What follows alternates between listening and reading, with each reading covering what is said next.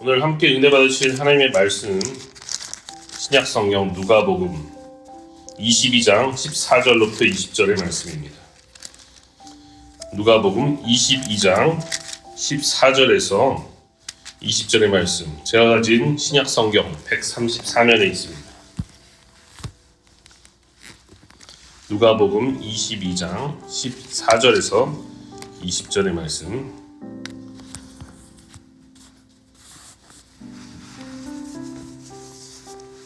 저와 여러분들이 한 절씩 교독하신 후에 마지막 20절을 합독하도록 하겠습니다. 때가 이르매 예수께서 사도들과 함께 앉으사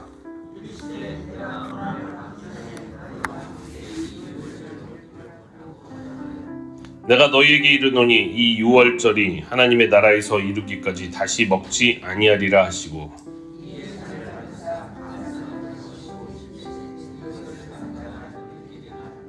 내가 너희에게 이르노니 내가 이제부터 하나님의 나라가 임할 때까지 포도나무에서 난 것을 다시 마시지 아니하리라 하시고,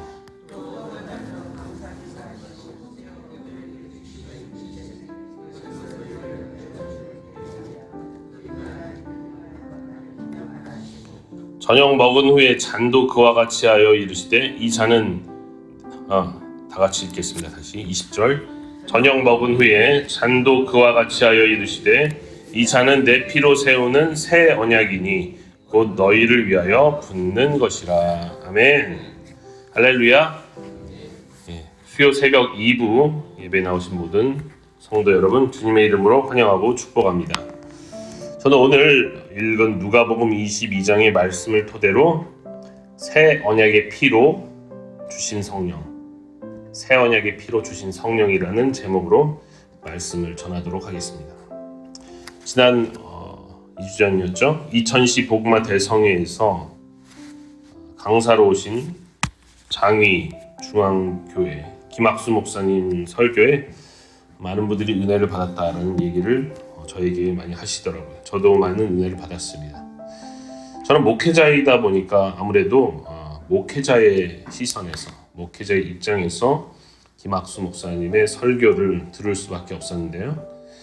이 김학수 목사님이 장로교 목회자이지만 이 성령님에 대해서 그리고 은사에 대해서 많이 열려있구나 하는 것을 제가 알 수가 있었습니다.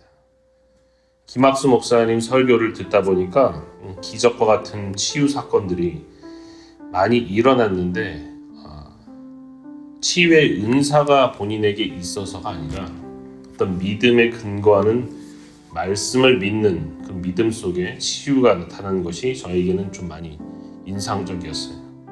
이것은요, 우리 순복음 또 하나님의 성의 교단을 대표하고 또 우리나라를 대표했던 그런 목회자이셨던 조용기 목사님이 하셨던 말씀과도 일맥상통하는 부분이 있다라고 저는 느끼게 되었습니다. 조용기 목사님도 그런 말씀을 많이 하셨어요. 저는 치유의 은사를 받아서 치유의 기적이 일어나는 것이 아닙니다. 저는 단지 믿음으로 기도할 뿐입니다. 이렇게 말씀을 많이 하셨습니다. 그리고는 온전히 이것을 성령님께 맡긴다. 이렇게 말씀을 하곤 하셨어요. 여러분, 예수님께서 이 땅에 오신 후에 많은 치유의 기적을 베푸셨습니다. 많은 치유의 기적이 일어났어요. 요한복음에서는요, 이런 기적이라고 안 하고 표적이라고 얘기하고 있습니다. 표적은요, 사인이란 뜻이에요. 사인, 뭔가의 사인. 무슨 사인이냐면 하나님의 나라가 도래했다, 하나님 나라가 임했다라는 사인이었습니다. 하나님 나라는 고통이 없고 질병이 없는 나라예요. 그렇다 보니까 이 하나님 나라에서 일어나는 일이 이런 치유로 나타나기도 하고 여러 가지 기적으로 나타나기도 했기 때문에 이것을 표적이다라고 이야기를 하고 있습니다. 근데 예수님은 특히 요한복음에서 보면 제자들에게 항상 이런 말씀을 하시는 거예요. 내가 너희를 떠나가는 것이 너희에게 유익이다, 이렇게 말씀을 많이 하세요. 내가 여기 머무르지 않고 너희랑 항상 함께 있으면 좋을 것 같지만 내가 떠나가는 것이 너희에게 유익이다. 왜냐? 내가 떠나가지 아니하면 보혜사 성령님이 너희에게 오지 못하신다, 이런 얘기를 하시는 거죠. 도의사 성령님이 너에게 오는 것이 더 유익이다라는 말이에요. 이 말씀을 들어오면 하나님 나라에 어떤 법칙이 있구나, 어떤 룰이 있구나. 아버지 하나님과 또 우리 예수님께서 보내주시고자 하는 그 성령이 오시기 위해서 예수님이 뭔가 바톤을 터치해야 되는구나, 이런 생각을 할 수가 있습니다. 그리고 그 성령님이 오시면 아주 새로운 세계가 열리게 된다는 것이죠. 뭔가 새로운 질서가 새로 시작이 될 것이다, 이렇게 이야기를 하고 있는 것입니다. 오늘 본문의 이야기는요, 예수님의 성만찬 이야기. 공간 복음서에 모두 기록이 되어 있고요. 요한복음에는 이렇게 막 정확하게 세 복음서처럼 뚜렷하지는 않지만 이 성만찬 때 13장부터 보면은 성만찬 때 세족식을 하고 또 여러 가지 이야기를 하시는 것을 알 수가 있습니다. 저는요, 오늘 이 성만찬의 의미, 그 중에서 특히 예수님께서 새 언약이라고 하신 피와 성령의 관계가 어떻게 되는지 여기에 대해서 좀 말씀을 드리고자 해요. 피와 성령. 오늘 예수님은요, 유월절 명절 기간, 즉 무교절의 첫날에 자신의 12제자들과 함께 만찬을 하고 있어요. 사도들이죠. 그래서 이것을 우리가 성만찬이라고도 하고요, 또 익히 듣기로는 우리가 뭐라고 합니까? 최후의 만찬이다. 이렇게 미켈란젤로의 다빈치 그림인가요? 제가 정확히 기억이 안 나네. 다빈치 그림 같은데, 최후의 만찬 그림이 있죠. 유대인들은요, 이 유월절을 민족의 큰 절기로 지켰습니다. 여러분, 유월절이 무엇을 기념하는 날입니까? 바로 430년 동안 애굽으로부터 노예 생활을 하던 이스라엘이 출애굽에서 그 해방받는 자유함을 얻은 구원받은 것을 기념하는 날이 바로 유월절이었습니다. 한자로 유월이라는 말은요, 이 넘어간다라는 뜻이에요. 넘어간다. 히브리어로 패스하가 되고요, 영어로는 패스오버가 됩니다. 넘어간다는 뜻이에요. 넘어간다. 출애굽 당시에 10번째 재앙이 바로 애굽에서 난 첫 번째 것들, 동물이나 사람을 막론하고 장자를 죽이는 재앙이었습니다. 그래서 흠없는 어린 양의 피를 문설주와 좌우 임방에 바른 짐만은 장자를 죽이지 않고 죽음의 천사가 그것을 넘어간다라고 해서 유월절이 된 거죠. 그래서 유월절은 죽음으로부터 구원해 주신 구원을 의미하는 그런 절기였어요. 구원. 하나님의 커다란 구원을, 위대한 구원을 상징하는 유월절을 그래서 이스라엘 백성들은 영원토록 지키도록 명령을 받은 것이죠. 기억하라는 것입니다. 기억하라. 하나님의 이 놀라우신 구원을 기억하라. 근데 예수님께서 지금 언제 최후의 만찬을 하고 있습니까? 유월절에 하고 있는 것이에요. 유월절. 근데 이것이 우연이 아니라는 거예요. 우연이 아니다. 그것은 이제 예수님께서 직접 스스로 흠없는 어린 양이 되심으로 모든 사람들의 죄를 대속해서 대신 죽임을 당하게 되는 그런 십자가의 사건을 예고하는 것이었기 때문에 이 유월절 때 만찬하고 있는 것이 절대 우연이 아니다라는 것입니다. 하지만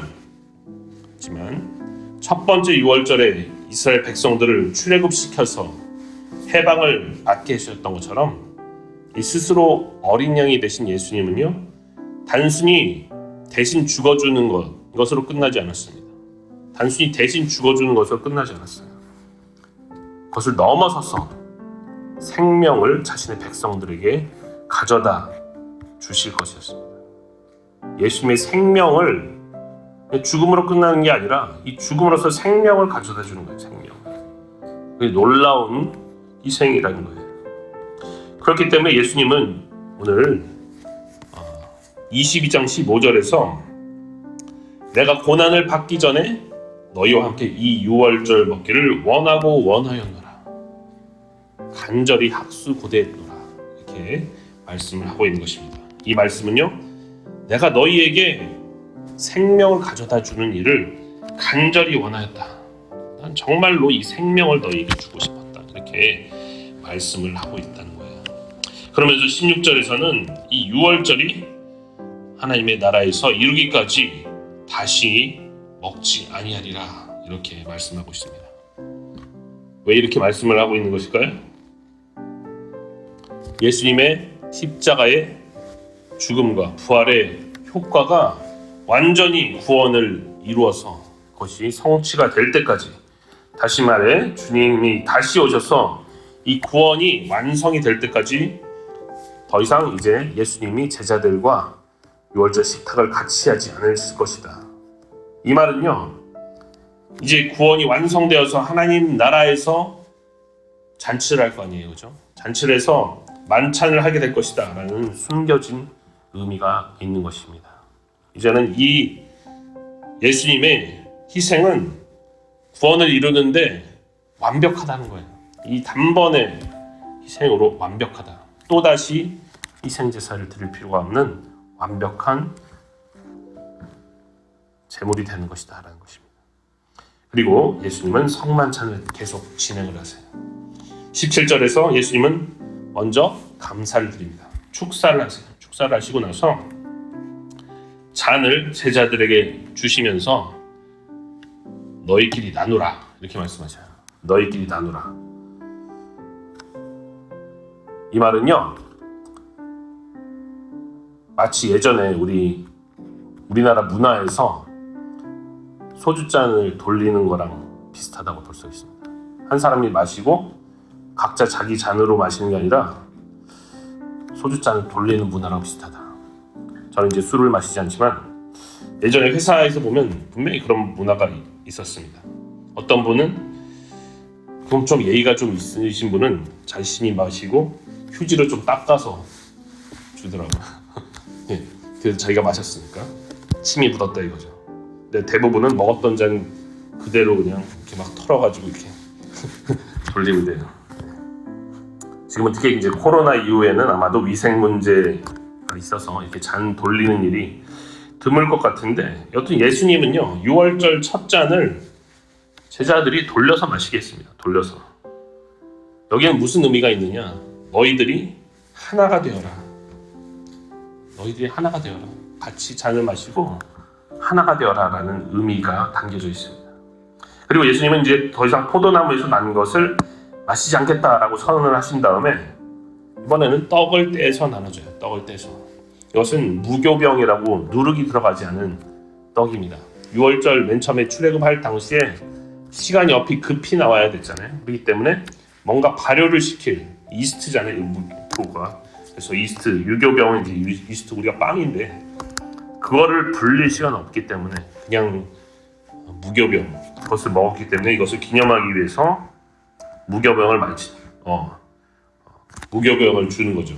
그러면서 예수님이 이렇게 말씀하십니다. 이것이 너희를 위하여 주는 내 몸이다 라고 하면서 나눠주셨어요. 너희를 위하여 주는 내 몸이다.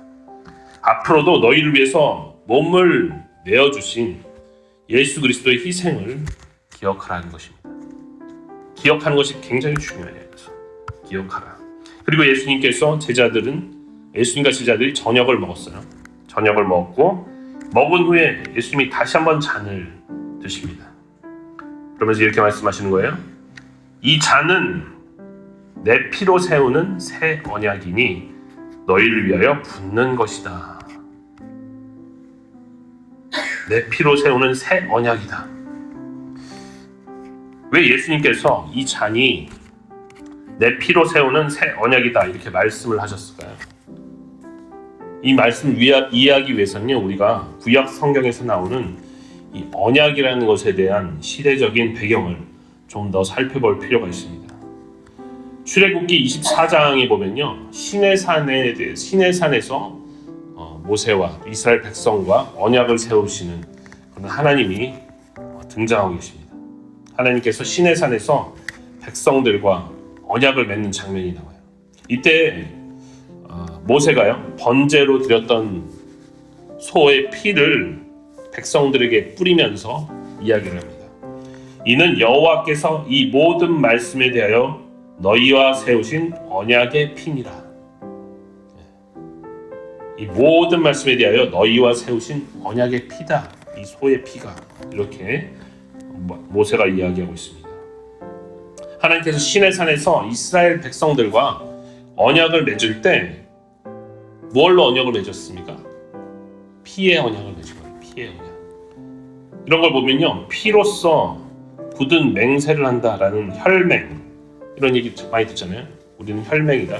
이제 6.25 같은 데도 뭐 도와준 나라 혈맹이라고 얘기하지만, 혈맹이라는 말이 다 그런 다 배경이 있다는 거죠. 굳게 약속을 할 때 이거를 확실하게 이행하라 할 때 피가 필요했다는 거예요. 피가. 그리고 특별히 성경에서는 동물들을 쪼개서 그런 맹세를 했다는 것입니다. 하나님은 시내산에서 이스라엘 백성들이 하나님의 계명을 잘 지키면 반드시 복을 줄 것이다. 그리고 나는 너희의 하나님이 될 것이다. 이렇게 약속을 하셨어요. 그렇지만 너희가 그와 반대로 나의 계명을 어기면, 지키지 않는다면 복이 아니라 저주와 화가 임할 것이다. 뭔가 조건부 언약이었던 것입니다. 하지만 이스라엘은 이 약속을 잘 지켰나요? 못 지켰어요. 지키지 못했습니다. 하나님이 이스라엘을 하나님의 백성으로 삼으려고 했던 것은 그들이 강성해서 강한 나라라서 했던 것이 아니라 온 민족 중에서 가장 약하지만 하나님께서 지명하여서 불러주신 것이었는데 그들이 그것을 망각했어요. 그래서 우리들이 하나님의 백성이 되어서 온 세상을 구원하는 통로가 되어야 되는데 자신들의 그런 신분을 망각하고 우리는 선민이야 이러면서 계명을 결국 어기고 말았다는 것입니다. 도리어 이방신들을 받아들여서 우상 숭배를 하고 또 죄를 사랑하고 하나님의 공의를 무시했던 결과 하나님의 심판을 받게 되었던 것이죠. 그래서 북이스라엘이 아수르에게 멸망하게 되었고 또 그를 따라갔던 유다도 바벨론에게 망하게 되었던 것입니다. 거기에 더해서 백성들이 바벨론에 끌려가는 포로가 되는 수모를 당하고 말았어요. 그러나 하나님은 지금까지 이렇게 이스라엘에게 배반당했음에도 불구하고 또 새로운 언약을 계획하고 있었다는 것입니다. 새로운 언약을 계획하고 있어요. 포로 시대의 선지자 예레미야를 통해서 이 새 언약의 비전을 하나님께서 드러내십니다. 다 같이 한번 같이 읽었으면 좋겠는데요. 우리 구약 성경 예레미야 31장 31절로부터 34절 한번 다 같이 읽어보겠습니다. 예레미야 31장 31절에서 34절 제가 가진 구약 성경 1102면에 있습니다. 예레미야 31장 31절에서 34절 1102페이지 구약 성경 예레미야 31장 31절에서 34절 1102페이지 찾으셨죠? 다 같이 읽어보겠습니다. 시작. 여호와의 말씀이니라. 보라, 날이 이르리니 내가 이스라엘 집과 유다 집에 새 언약을 맺으리라. 이 언약은 내가 그들의 조상들의 손을 잡고 애굽 땅에서 인도하여 내던 날에 맺은 것과 같지 아니할 것은 내가 그들의 남편이 되었어도 그들이 내 언약을 깨뜨렸습니다. 여호와의 말씀이니라. 그러나 그날 후에 내가 이스라엘 집과 맺을 언약은 이러하니 곧 내가 나의 법을 그들의 속에 두며 그들의 마음에 기록하여 나는 그들의 하나님이 되고 그들은 내 백성이 될 것이라. 여호와의 말씀이니라.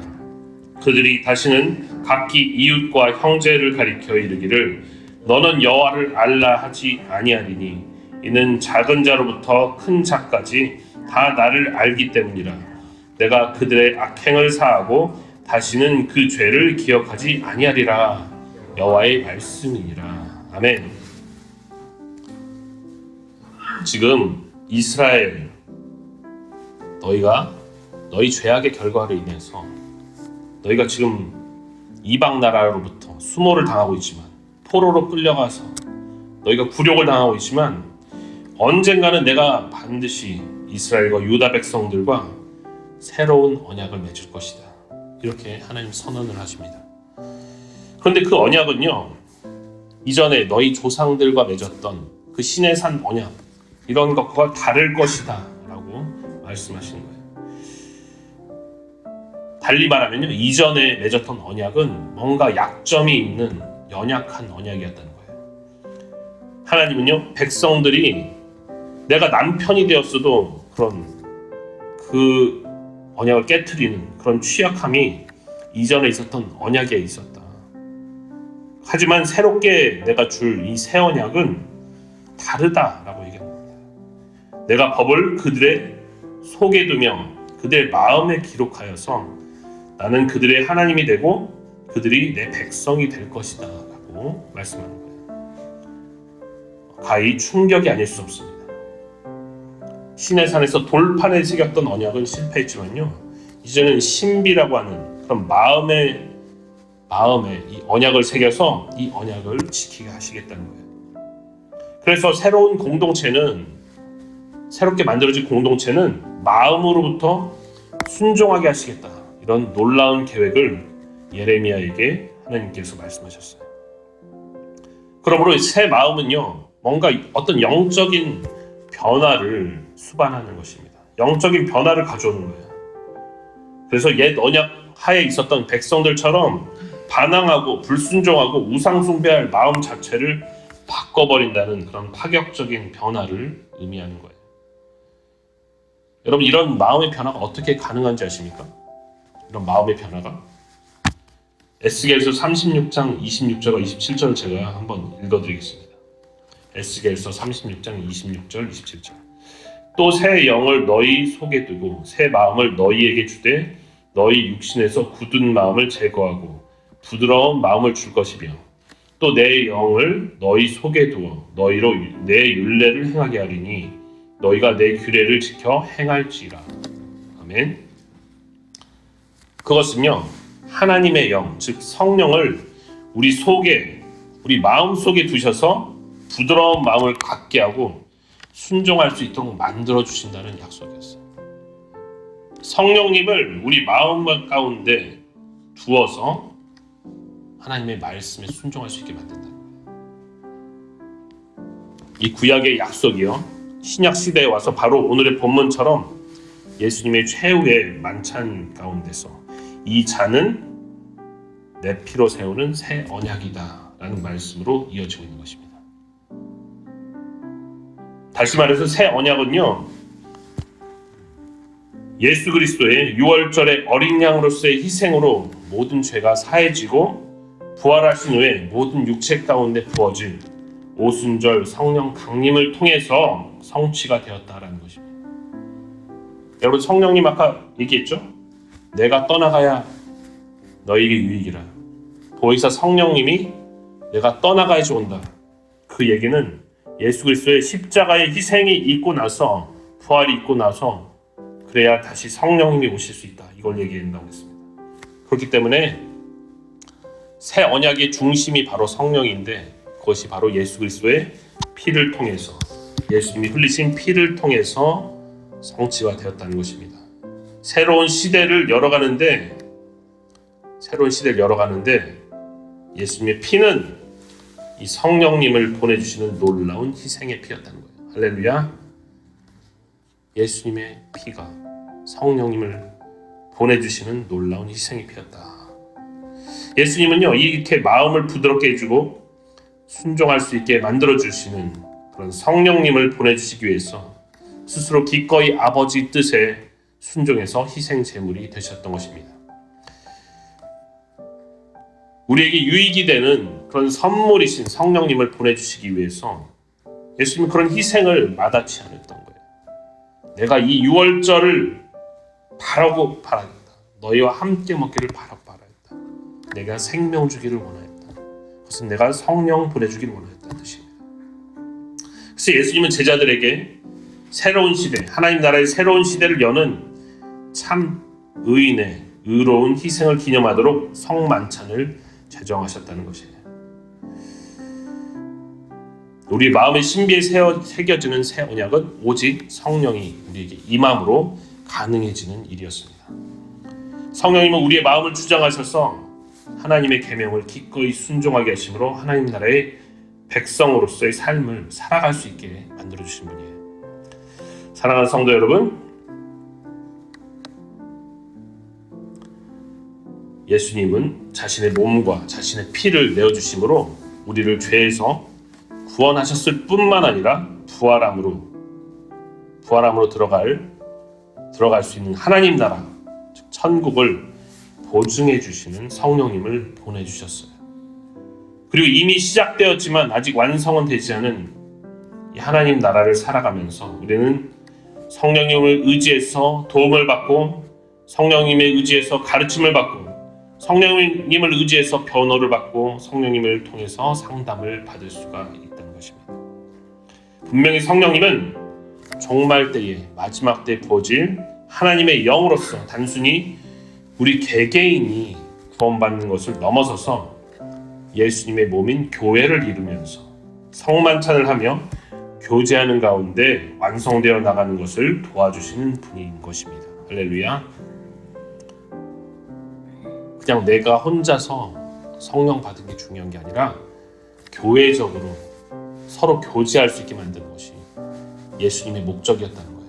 이게 너무나 중요한 것입니다. 그래서 집에서 혼자서 이제 인터넷으로 예배 드려도 되겠지. 여기 뭐가 없습니까? 교제가 없어요. 교제가. 근데 예수님이 원한 게 아니에요. 예수님은 분명히 모여서 성령을 통한 교제를 하기를 원하셨던 것입니다. 이것이 예수님의 뜻이라는 것을 잊어서는 안 되는 거예요. 그러므로 성도 여러분, 성령님을 통해서 우리는 믿음과 소망과 사랑을 나누면서 아름다운 교회 공동체를 이루어 나가야 할 것입니다. 여러분, 예수님이 고난당하시기 전에 제자들을 불러서 성만찬을 제정하신 이유는요, 혼자서 이 험한 세상을 살아가지 말아라.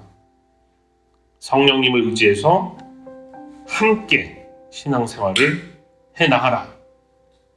이런 뜻을 가지고 있었다는 것을 잊지 마시기 바랍니다.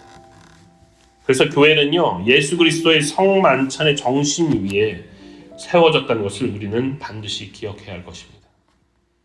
오늘 하루도 이 성만찬의 의미를 기억하면서 새 언약을 기억하고 성령님을 의지하면서 살아가는 저와 여러분들이 되시기를 주의 이름으로 축원합니다.